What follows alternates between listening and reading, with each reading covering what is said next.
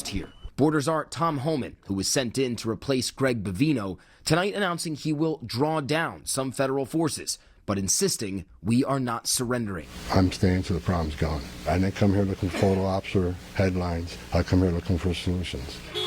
But this new drawdown comes amid serious questions about how DHS has handled the operation here and their tactics. Agents seen storming homes, pulling U.S. citizens into the street, clashing with protesters. Tonight, Homan acknowledging mistakes. I do not want to hear that everything's been done here has been perfect. Nothing's ever perfect. It comes after the deadly shootings of 2 U.S. citizens, mother of 3 Renee Good and ICU nurse Alex Pretti. New video emerging tonight showing Alex Pretti confronting federal agents during a protest in Minneapolis 11 days before he was shot and killed. Pretti seen spitting toward an officer and kicking out the taillight of a federal vehicle. Agents getting out, grabbing Pretti and falling to the ground, but Pretti walked away, a gun visible in his waistband. Agents deploying tear gas, Pretti in the middle of the other protesters. You okay? You okay? I'm okay. Tonight, a Pretti family spokesperson telling ABC News they were aware of that incident too, and say Pretti was injured but did not seek medical attention. Well, now we got our hands on video from a different angle. And if you listen, what was coming out of Pretti's mouth wasn't mostly peaceful.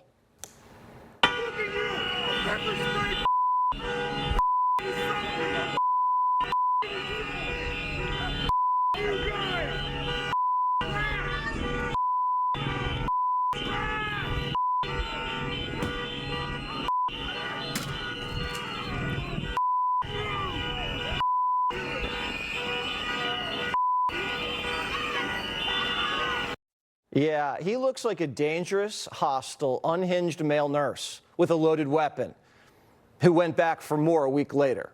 Doesn't mean the shooting was justified. That's still under investigation. But this is not the calm, righteous, peaceful protest the media is selling you.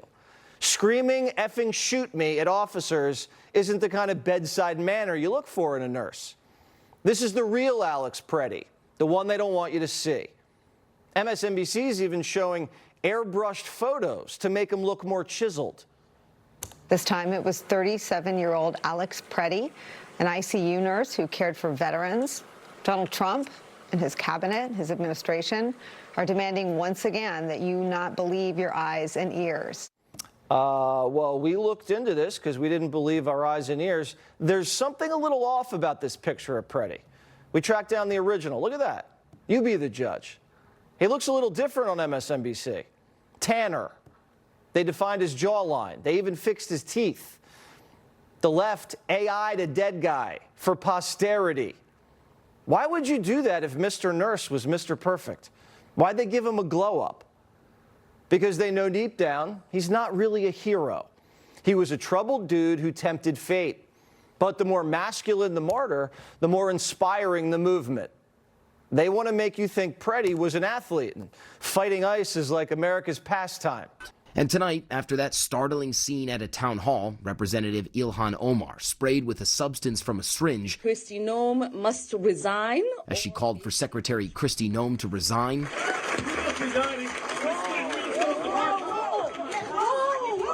The DOJ releasing this image of the syringe. The suspect allegedly said, "I squirted vinegar" after being tackled. It comes after President Trump suggested to our Rachel Scott the Congresswoman did it to herself.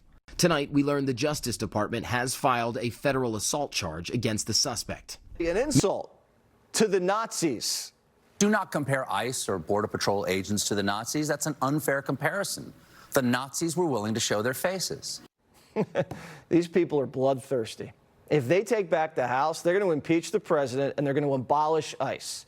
That means the millions and millions Biden let in, they get to stay. As soon as we get the gavels back, we have to dismantle DHS and ICE and CBP. Democrats are holding the government hostage, and here 12 states that creates chaos for the rest of the 38. Yeah. So here's some news. I just concluded a deal with the White House to come up with a sanctuary city bill that would end sanctuary city policy forever. How? I will make it a federal crime for a state or local official to defy federal law on immigration.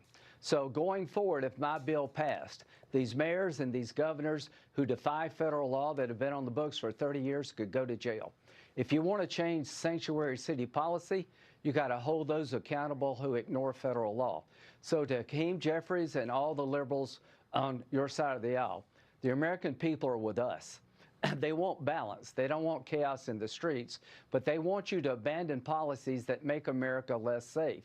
They want you to stop policies that entice future illegal immigration.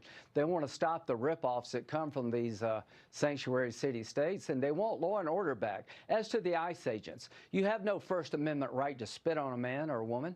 You have no right to destroy their car. You have no right to terrorize them while they're trying to sleep.